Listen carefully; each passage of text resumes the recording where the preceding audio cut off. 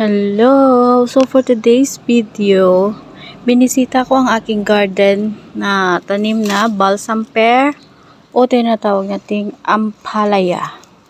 Ampalayang puti. Ayan. So, nanotice ko kasi parang may mali ata.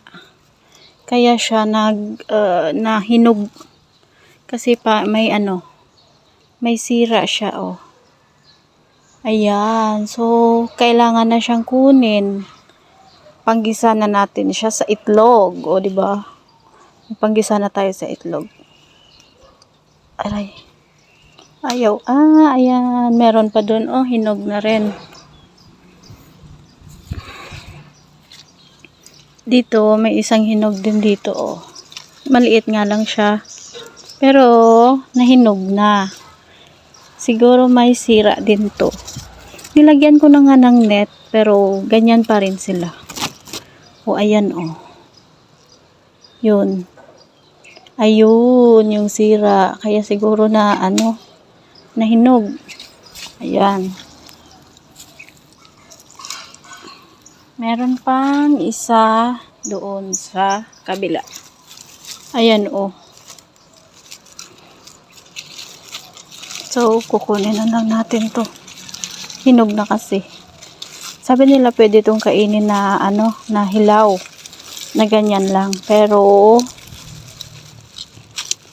siya, mapait din siya. Ewan ko ba. Mapait din siya. Kaya hindi namin siya makain na hilaw. So, kailangan siyang lutuin sa itlog. Ito may sira din. Ayan. Nahinog na. Ay! Na sobrang lambot na niya. Ayan ewan ko ba anong lasa yata. Try ko kayang kainin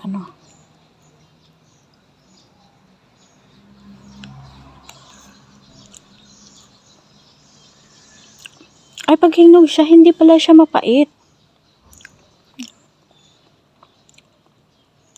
Pag ganito siya, kahinog, hindi pala siya mapait.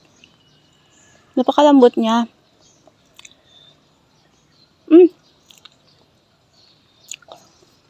Hindi pala siya mapait pag hinog.